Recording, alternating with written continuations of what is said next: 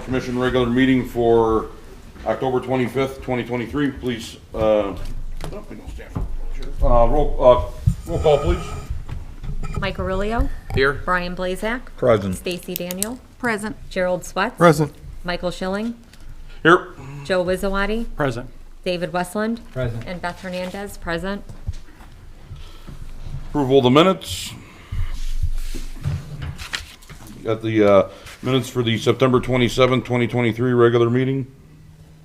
I'd like to make a motion to approve the minutes from 9/27/23. Second. Got a motion and a second. All in favor, say aye. Aye. Aye. Any opposed? Motion carries 5-0. Public comment? Anybody have public comment for the RDC? Can I speak now, or can I speak later after you talk about the comments? I was gonna ask a couple of questions on that. Well, yeah, public comment up here. Yeah, right, well, I'll come up and ask now. I didn't sign in. So I'm Wayne Pondinas. I live at 8781 Verbena Court. I got some of this information today. My question is how it's all being planned, which is fine. Is there any plans for vape shops, elimination for vape shops, massage parlors, tattoo parlors, that kind of stuff? I don't know if that language was in there. I got like 95 pages to look at today, so while you guys are talking about it, I'd like to bring that to your attention. And those are my comments. Is that worked into the economic development agreement? That hasn't been finalized yet. It hasn't been through legal review yet, so. But I think it's a lovely idea. I just wanted to make you guys aware of that out of courtasy. I think we talked about that last time too, making sure these, any type of. Yeah, I'm not sure, Mike, but I just wanted to bring that Would not be forward. into the agreement, so I Yes. think it was last. Yes, sir, Mr. Westland. So many times when, and Joe's right, the development agreement's not entirely finalized, but many times when municipalities provide incentives, right, that is their kind of opening to then restrict certain sorts of activities or uses that they don't find to be attractive uses. So in this instance, it's not currently in the development agreement, the draft that we're working off of, but it's certainly something that the development agreement will have to be approved by the council, okay, which, you won't be standing there, you'll be sitting up here, right? So you can ensure that, and obviously make that something that you want to be part of the development agreement, and I would tell you that it's a common provision in development agreements, things like vape shops, tobacco, alcohol, fireworks, like strip joints, stuff like that. That you say, that you say that those cannot be there, right? Like, so that's a normal thing. I just want to make sure, but thank you. Thank you. Anybody else have public comment for the RDC? Item 5, presentation from the St. John Commons. Thank you, Mr. Chairman. Attorney Nathan Viss here on behalf of St. John Commons. I guess we'll just dive right in. That's a great question that was raised previously. I appreciate that from public comment.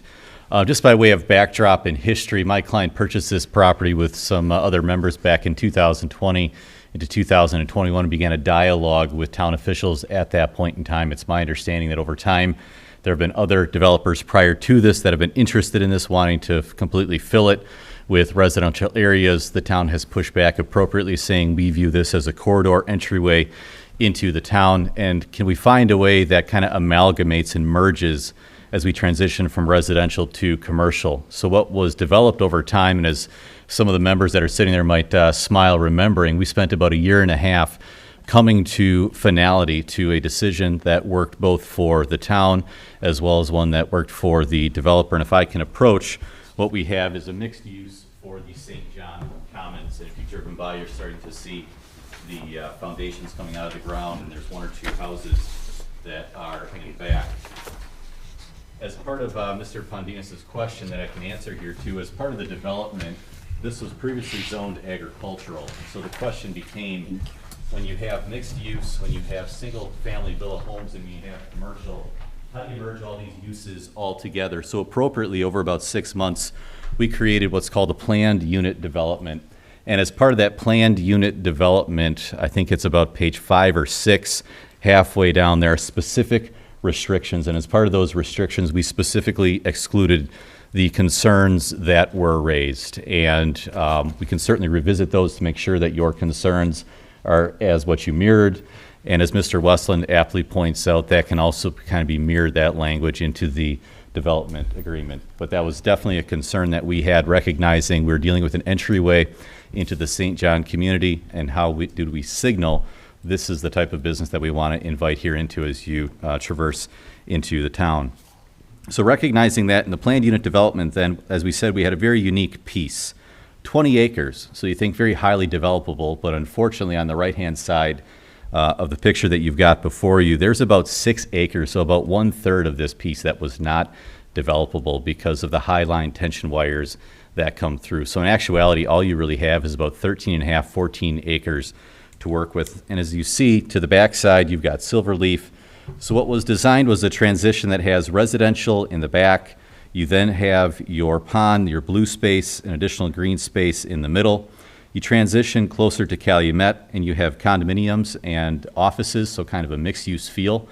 Really, from what I'm aware here in Lake County, this is an emerging trend. I've seen it in East Chicago in their downtown area. We're seeing it in Munster, and now here we are seeing it in St. John. And then the closer you get to Calumet Avenue, on the left and the right-hand side, you see then the transition to retail. Also on the far right side, there's 2 more single-family villas. And the other item that you requested and my client acquiesced to is putting in a bike path that really creates this connectivity from the far side of Silverleaf, and is going to create this connectivity to folks that may eventually build on the other side of Calumet. Now, as you can imagine, in this dialogue back and forth, originally we had wanted paired villas. Town council pushed back. We said, you're right, let's come back, let's do single-family homes there. But really what you've got is a lot of public infrastructure that is congested then within this 13 acres. So very early on in the summer of 2022, we've been having dialogue with staff and with members to say, it seems very appropriate in this area that we turn this area into a TIF as well as that corner parcel. And the reason for that is we're going from basically zero pull of property taxes to now we're putting a significant amount of investment both here as well as possibly in the future. And you've got a corridor here as you enter into the town. We're aware of the looming infrastructure needs that we're going to be having in that area. And the question becomes, how do we appropriately capture as much as possible on behalf of the citizens here in St. John so we can put those dollars back to use for the public infrastructure? And what we've been agreeing to over the course of the past really 12 months is that as we came closer towards development, we would have a commercial TIF. And I believe there was a first reading actually that the RDC had on this a couple of weeks ago. Fast forward a little bit, and us and town officials as well as legal counsel, bond counsel stepped back and said, wait a minute, time out. There's a recent change of law here in the state of Indiana in the past 2 or so months, and we should step back and enlarge the TIF area to not only include the commercial, but the residential as well. Just this past July, Indiana legislature has now enlarged the opportunities for TIF to not only include commercial areas, but residential as well. And I think we're all in agreement, both town officials and my client, that it makes sense to also include that residential area within the TIF. We estimate that with the 16 homes as well as the 10 condominiums, by the time they're built out with existing, that's existing dollars, you're looking at about $12.7 million of value. That equivocates in current tax rates to approximately $127,000 of ongoing property tax revenue. And if we're able to apply the residential TIF to that, that's an additional in excess of $20,000 a year that you, the town, can collect. And over the course of the life of a TIF and an initial bond, 20 years, that's an additional $400,000 that you would be able to collect. So that's just a brief history summation as to the extensive dialogue and work that's been going on the past almost 2 years. We're very much nearing the point of reaching a development agreement between the developer and the town so that my client can become reimbursed for the extensive public infrastructure that has been put in. That includes roadways, that includes a significant amount of utilities, that includes widening Calumet in front of the development, as well as a significant aspect is looping the public water that's going to be crossing the entirety of the project, the length of Calumet, And that's going only to enable future developers all around that area. So it's a much broader purpose that my client is putting that water in. That's not only going to serve this particular property, but future developments as well. So I anticipate at your next meeting, we'll have, again, an initial reading. The reason for that is, again, dialogue back and forth. We realize that there's a much better benefit to including the residential areas as part of that as well. So with that, I'll step aside. I'll answer any questions. I think Mr. Dalton maybe had a couple of tidbits as well to share. Just working off of what Attorney Viss was mentioning, the development agreement is in the works right now. We're getting close to a consensus. Right now, the current split in that deal is going to be a 40-60 split. So the town in this allocation area, this TIF, will retain 40% of the total captured increment, and 60% will go to the developer themselves. So you may ask yourself, then what's the risk to the town? There's really no risk, because if the developer doesn't put in a single cent, then the developer never gets any bond payments. The total that will go back to the developer in principal is going to be $1.8 million over 20 years. And so this is aligned with infrastructure costs that Attorney Viz was talking about. Now, this is a healthy transaction. We see these transactions all across not only the county, but the state as well. It promotes healthy development in this area. It allows this development to happen. And we're very excited about this transaction, this deal. I think it's going to bring a lot of important development to this specific region in St. John. And so with that, the risk is minimal.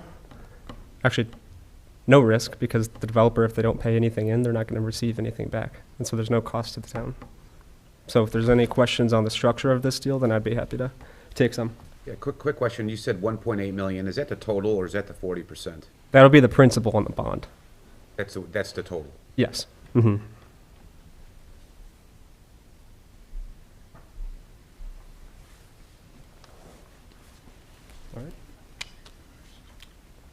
Anybody have any questions? No.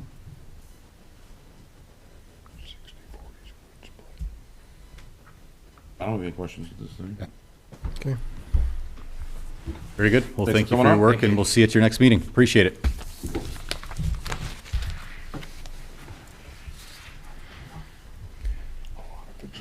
Got anything, Joe? No, sir. Reports? Anybody else? I'll make a motion to adjourn. So Or moved. entertain a motion to adjourn? So moved.